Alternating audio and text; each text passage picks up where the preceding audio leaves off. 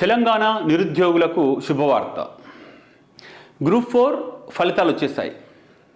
ఈ గ్రూప్ 4 ఫలితాల్లో ఎవరైతే విజేతలుగా అంటే మనం ఖచ్చితంగా గుర్తించగలిగేలాగా ఉన్నవాళ్ళు, ఎందుకంటే ఈ ఫలితాలు ఫైనల్ లిస్ట్ కాదు, ఇది ఓన్లీ మెరిట్ లిస్ట్ ఇచ్చారు.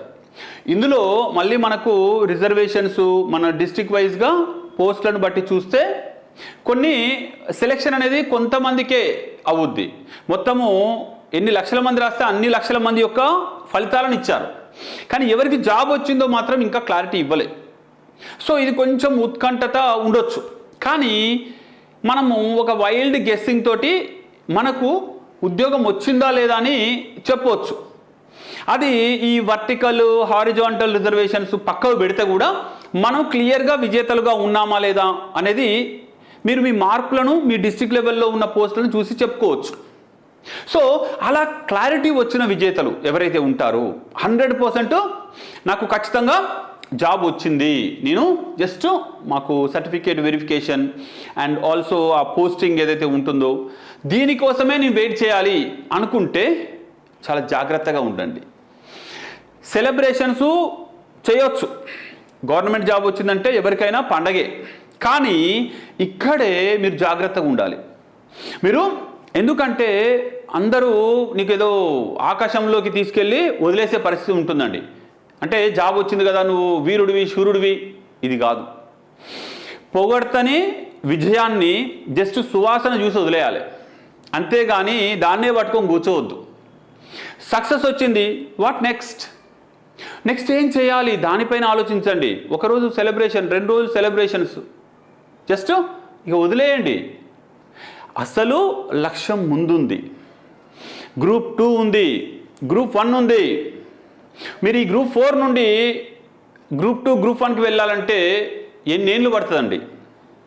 ఒక్క 6 నెలలు, ఒక 1 ఇయర్ మీరు కష్టపడితే గ్రూప్ 2 గ్రూప్ 1 తోటే మీరు లైఫ్ స్టార్ట్ చేసుకోవచ్చు. ఇది కేవలం మీకు మోటివేషన్, మీకు ఆత్మవిశ్వాసాన్ని పెంచేందుకు వచ్చింది తప్ప మీరు ఇక్కడ సెటిల్ కావడానికి కాదు. మీరు అసలు గ్రూప్ 4 అభ్యర్థులు కాదు, అది మైండ్లో పెట్టుకోండి. ఇక్కడ ఈ సక్సెస్ వెనుక ఒక ట్రాప్ ఉంది. ఈ సక్సెస్ ఎవరైతే బాగా ఎంజాయ్ చేస్తారో వాళ్ళు ఇక్కడే ఉండిపోతారు. ఈ సక్సెస్ని ఎవరైతే జస్ట్ అలా సువాసనలాగా చూసి పక్కకు పడేసి నెక్స్ట్ గోల్ పెట్టుకొని ట్రై చేస్తారో వాళ్ళు ఇంకాస్త ఉన్నత స్థాయికి ఎదుగుతారు. ఈ సక్సెస్ ఇచ్చే కిక్ అనేది చాలా డేంజర్ అండి. మనలో ఈగోని క్రియేట్ చేస్తుంది, మనలో మిగిలిన వాళ్ళకంటే గొప్ప అన్న ఫీలింగ్ క్రియేట్ చేస్తుంది. ఫెయిల్ అయిన వాళ్ళకు ఉండే ఆ హంబుల్నెస్ అనేది సక్సెస్ వచ్చినోడికి ఉండట్లేదు. కాబట్టి సక్సెస్ వచ్చినప్పుడు చాలా జాగ్రత్తగా ఉండాలి. ఈ సక్సెస్ కాదు, దీన్ని కనుక మీరు ఎంజాయ్ చేస్తూ కూర్చుంటే ఇక్కడే ఉండిపోతారు. ఎందుకంటే మీరు ఎలాగో జాబ్ వచ్చేసింది, కాస్త రిలాక్స్ అయిపోతారు. ఆకలి లేదు, ఆకలి తీరినోడు ఏదైనా తినడం కోసం ట్రై చేస్తాడా? చేయడు. అలాగే గ్రూప్ 4 వచ్చింది నాకేంటి, నేను ఈజీ కొట్టిపడేస్తా అనే అతి ఆత్మవిశ్వాసం పేరుకుపోద్ది. కాబట్టి చాలా జాగ్రత్తగా ఉండాలండి. సక్సెస్ వచ్చిన ప్రతి ఒక్కరు కూడా మనసును కంట్రోల్లో పెట్టుకోండి, బుద్ధిని కంట్రోల్లో పెట్టుకోండి, హంబుల్గా ఉండండి. చాలా చక్కగా నెక్స్ట్ గ్రూప్ 1 గ్రూప్ 2 2 కూడా ప్రిలిమ్స్లు రెడీగా ఉన్నాయి.